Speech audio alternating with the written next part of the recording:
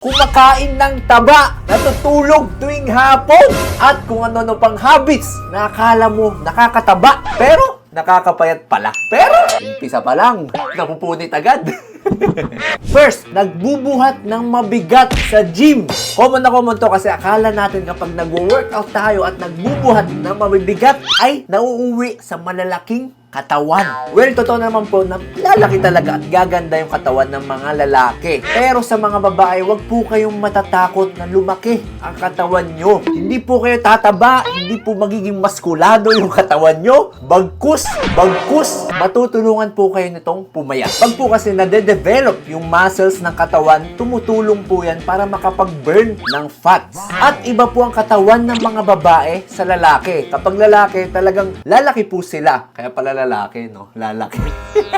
So, mas magiging obvious po yung pag-grow ng muscles ng mga lalaki kasi meron po silang tinatawag na testosterone. Pag sa mga babae naman, meron pong limit yung paglaki ng muscles. Hindi po kayo magiging parang si Incredible Hulk na sobrang laki ng muscle. May limit lang po dahil hindi ganun kataas yung levels ng testosterone ng mga babae. Also, kapag medyo mas defined or mas malaki na yung muscle mass natin, mas tumataas po ang ating basal metabolic energy expenditure. Ang ibig sabihin nito, mas mabilis kang magbe-burn ng fats. So kung si Andrea at si Catherine ay sabay natutulog at gumigising, pero si Andrea, siya yung nag-exercise at nagbubuhat ng mabibigat, mas mabilis nagbe-burn ng fat si Andrea. Tama po, pwede kayo mag-burn ng fats kahit tulog. At mas mabilis ding mag-burn ng fat kapag may kumalabit sa'yo habang tulog. Next, oras-oras or sobrang dalas kumakain. Hindi po yan nakakataba as long as hindi ka po sumusobra sa required calorie mo per day. Kung naririnig nyo po yung small, frequent meals, ito po yung madalas sila kumakain pero maliliit lang. Kumbaga laging portion lang buong araw. May mga tao din po nagbe-benefit dito at nakakapagbawas sila ng timbang. Mas maganda rin po ang benefit nito sa sikmura natin kumpara sa kumakain ng sobrang dami sa isang pagsakan or sa isang meal lang. Mas nabibigla po yung stomach natin. Tandaan, kung isang bagsakang pagkain na sobrang dami, no. Pero kung si Mister ang kakain, yes.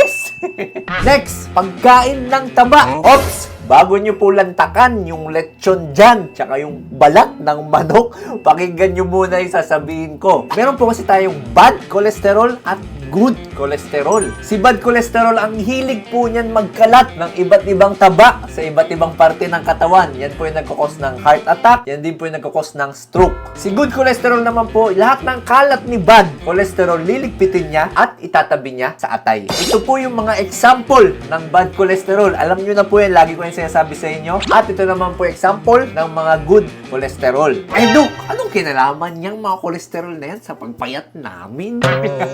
Kailangan po kasi natin ng enough na cholesterol or taba, hindi masyadong madami, hindi masyadong onte para makapag-produce ng testosterone at iba pang hormone. And remember, testosterone kailangan para mag-produce or para lumaki yung mga muscles natin na tumutulong din para mapababa yung mga taba. Next, itong usong-usong kasabihan to dati. Lagi ko to naririnig lalo na nung bata ako. Nakakataba kapag natutulog sa hapon. Bali po yan. Actually po, baliktad. Mas nakakatulong po siyang makapagpapayat sa inyo. So according to this study, sleep deprivation affects on weight loss and weight maintenance. The study findings suggested that better sleep quality and quantity increases the likelihood of successful weight loss by 33%.